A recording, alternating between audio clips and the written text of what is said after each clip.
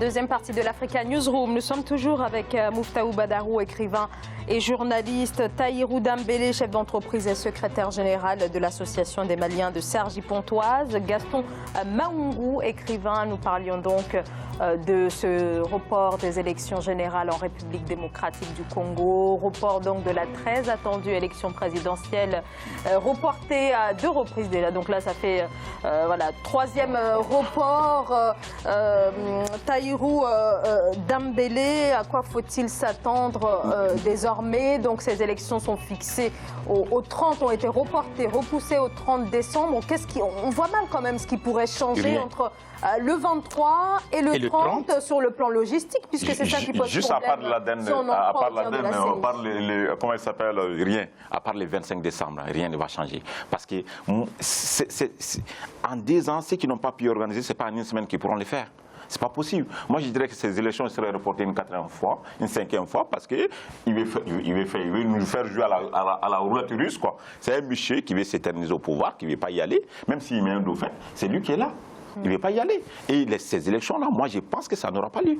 Muftaou Badarou, et par ailleurs, dans cette conférence de presse, on n'a pas plus de précision que ça. Parce que, alors, le président de la CENI évoque la raison logistique, une logistique qui serait en retard, des machines, des PV qui n'ont pas été, en tout cas, acheminés dans les 75 000 bureaux de vote. Mais on n'a pas plus de précision.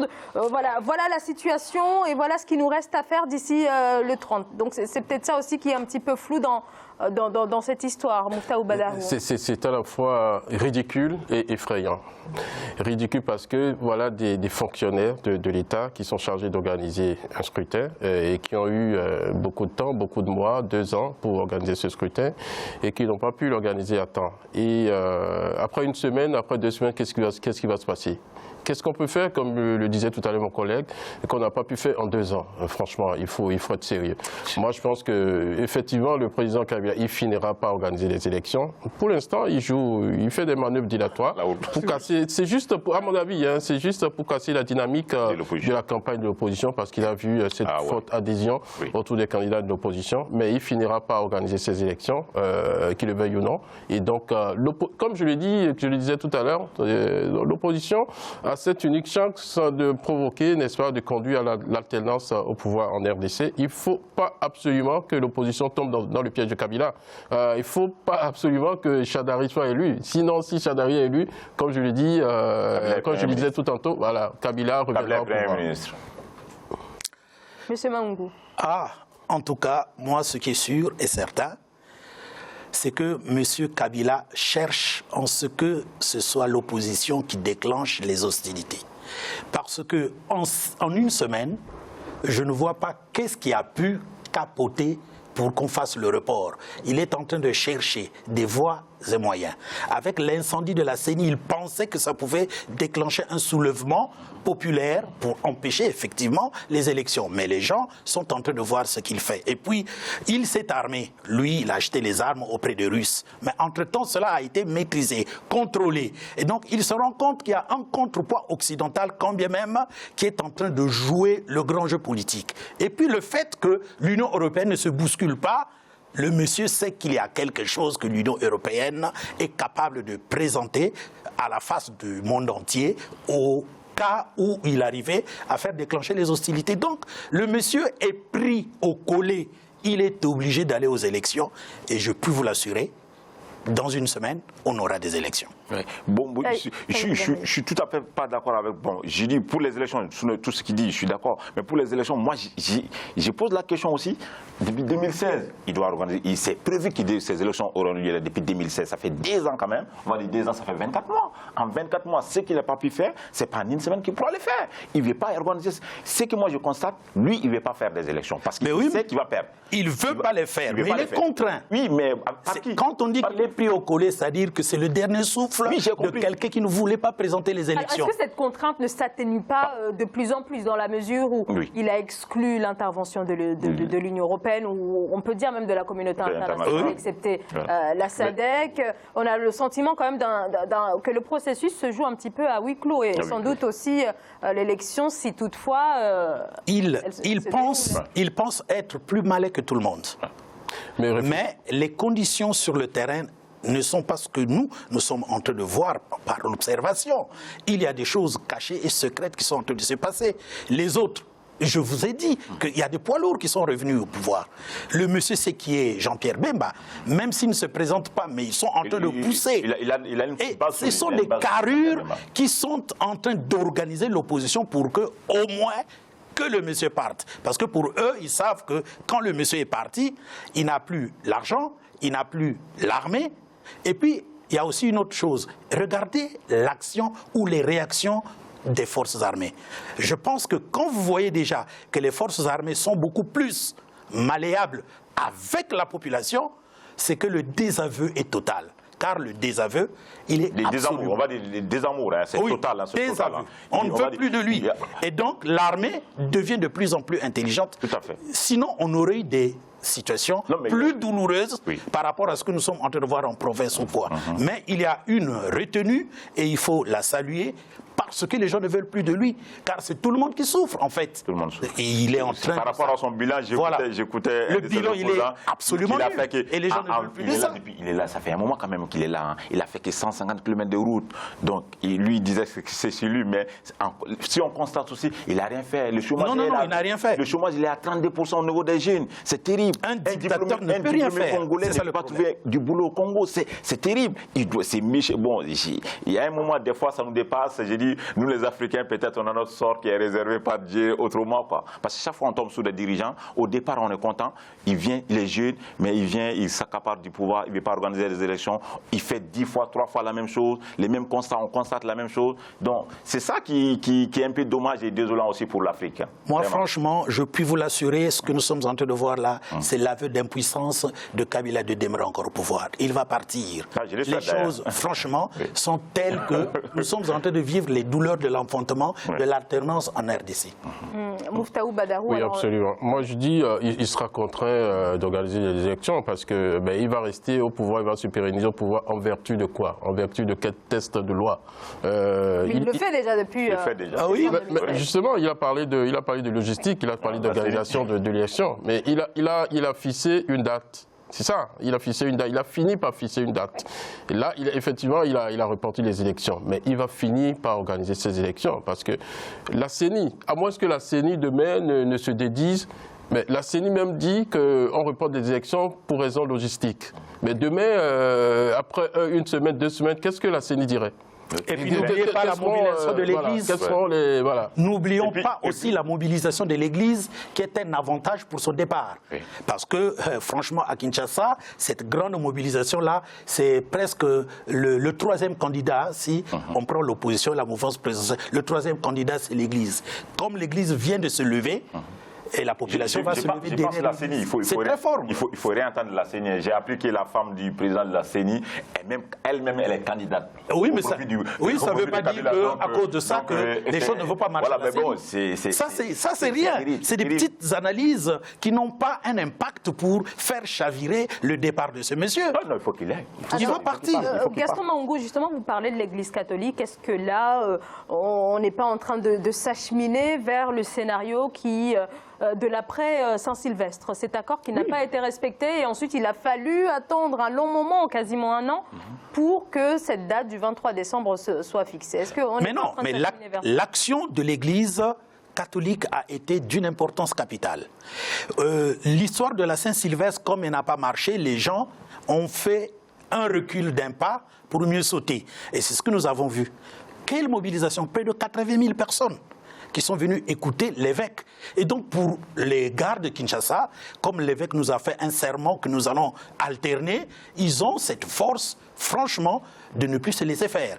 Et ça, c'est important pour nos nations à nous. Oui, je pense que Kabila, il sait ça, hein, il essaie, hein, donc d'autant plus que des fois on demande s'il cherche une porte de sortie. Hein. honorable, là, je pense. Mais des fois, si on voit ces manœuvres politiques, ils vont brûler la CENI, ils veulent pousser l'opposition à la faute. Donc c'est ce qu'il veut faire. Voilà, mais il ne va pas y parvenir. Non, c'est bon.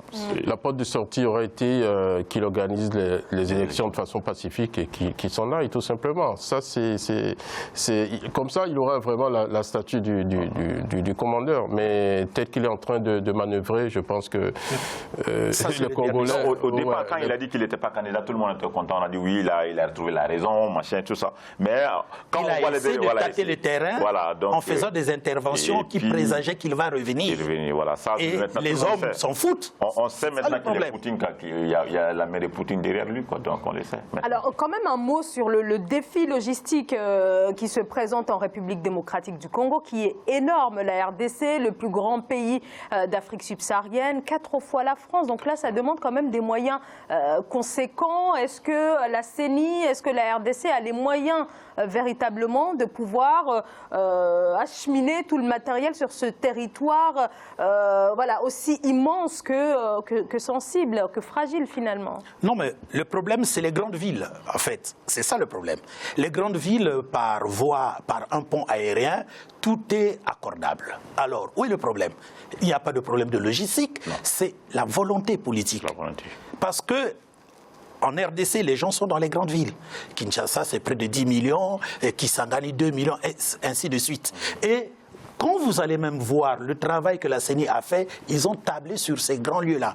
Donc, comme c'est raccordable, il n'y a pas de problème de logistique. Il n'y a pas de problème. Il y a quand même un gros manque d'infrastructures, il y a quand même des zones d'instabilité, on pense notamment au Nord Kivu. Donc qu'en est-il? Comment acheminer le matériel dans des zones aussi instables? Peut-être Tahirou Dembélé. C'est sa faute, ça. C'est sa faute parce que quand, depuis X temps, il est au pouvoir, il aurait dû résoudre ces problèmes-là d'insécurité. Parce que si lui, il ne les résout pas en une semaine, il dit oui, j'ai pas pu amener tous les trucs, j'ai eu des problèmes de logistique, c'est sa faute. Moi, j'ai pensé qu'il déjà, quand il devait prévoir tous ces trucs, là, il a eu 2 ans pour amener les bulletins de vote du nord au sud. Hein. Il a eu 2 ans pour le faire. Mais s'il ne le fait pas, c'est par manque de volonté. Moi, je pense qu'il veut les saboter. Il veut les saboter. Et surtout aussi, si on ne peut pas, il faut demander de l'aide. Il n'y a aucune honte à demander de l'aide. Il y a une chose qui fait rire. Le monsieur de la CENI dit on pouvait organiser en campagne et différer Kinshasa d'une semaine. Donc, le problème, c'est à Kinshasa. Oui, mais si le problème est à Kinshasa, donc il n'y a pas de problème. Il n'y a pas de problème. Franchement, si c'était en campagne, d'accord, mais le problème est à Kinshasa. Oui. Donc le monsieur est en train de franchement faire voir la nudité de la nullité de la dictature. Ils sont incompétents. Franchement, c'est ça le problème. Donc la logistique, il n'y a pas de problème parce que à Kinshasa, c'est là où il y a le problème. Et Kinshasa est ravitaillable par tous les moyens. Les premiers PV ne sont arrivés que dimanche dernier. Donc là, ça montre quand même qu'il y a aussi un problème au niveau en tout cas du déploiement du non, matériel. Ce sont des manies pour ne pas vouloir faire les élections. Alors, je comprends très bien ce que vous dites, Monsieur Maungu. Voilà, ça c'est les procès. Alors, on n'est pas non plus là pour faire des procès d'intention, mais se baser quand même sur les faits. Les PV sont arrivés donc dimanche, donc ça montre quand même qu'il y a un problème au niveau de la logistique. Alors, est-ce que c'est volontaire? Est-ce que ce n'est pas volontaire? On se base. La politique chez nous, c'est ça. Parce que lui dit en province, il n'y a pas de problème. Chez nous, c'est ça. À Kinshasa, ils prennent des motos, ils distribuent les PV. Je pense qu'ils peuvent les faire. Mais la politique chez nous, c'est tout ça. On parle quand même de 75 000 bureaux de vote. Alors, encore une fois, excusez-moi, monsieur Mangou, je suis journaliste, je ne suis pas là pour faire le procès ni du pouvoir, ni de l'opposition, mais je me base juste sur les faits. Alors, est-ce que oui ou non, c'est volontaire? Point d'interrogation, on n'est pas là pour ça non plus, mais juste dire qu'il y a effectivement un problème dans la logistique. La CENI n'a pas rempli son rôle jusqu'au bout, à savoir que les premiers PV ne sont arrivés que dimanche dernier, Muftaou Badarou. Les premiers PV ne sont arrivés que dimanche dernier, bon Dieu. Mais à qui on peut imputer le retard, à votre avis? Ce n'est même pas fait du procès d'intention. Ce n'est pas fait du procès d'intention, c'est juste simplement décrypter les actes posés par le gouvernement. C'est pour ça que j'ai dit que la CENI on a tout ce temps pour acheminer les procès verbaux. On ne le fait pas à temps. Mais si on ne le fait pas à temps... 000 fonctionnaires formés pour ça. C'est délibéré. 516 000 fonctionnaires formés pour ça. C'est délibéré, madame. Pourquoi voulez-vous qu'il y ait des becs Et il y a 300 000 à Kinshasa. Il y a 300 000 à Kinshasa. 516 000 voilà, donc, fonctionnaires c'est formés délibéré. pour cette affaire-là. Donc, il y a la main-d'œuvre. Pourquoi voulez-vous que le matériel soit un problème? Franchement. Alors, je crois que vous m'avez très mal compris. Non, mais on peut les accorder des crédits, mais Monsieur bon. Maungu, on est là pour effectivement décrypter ce qu'il se passe. Je suis journaliste. Oui. Je suis obligée de me baser sur les faits qui se présentent à moi. Exactement. Je ne suis pas avocate ni juge. Je vous le concède. Qui que ce soit, mais néanmoins, il y a effectivement un problème au niveau de l'acheminement des PV. du matériel, des PV notamment, et peut-être aussi des machines à voter. On ne sait même pas encore combien ont été reçus, réceptionnés par les autorités congolaises. Oui, mais du moment où ils refusent l'aide de l'Union européenne, admettons, on les fait ces crédits d'une semaine. En une semaine, je ne pense pas s'ils pourront acheminer partout. Comme c'est un problème de logistique. Hein. On les fait ces crédits et les 30, on va en parler parce que je pense que ces élections seraient reportées encore. Ils ne sont pas prêts. Ils ne sont pas prêts. Il y a actuellement les élections législatives au Togo. Et pourquoi les procès-verbaux, il faudra qu'on s'interroge, pourquoi les procès-verbaux ne sont pas arrivés en retard? Et pourquoi? Parce qu'au moins, tout au moins, les Togolais sont sérieux. Et aussi voilà. Peut-être parce qu'on connaît également à mon avis, les Congolais aussi sont sérieux, c'est des personnes sérieuses. Mais le pouvoir, c'est le pouvoir des Congolais qui n'est pas sérieux. C'est aussi simple que ça. Franchement, pour moi, en tout cas, je ne démords pas. Je sais que ce sont des manœuvres pour trouver la petite bec. Ce sera mon avis.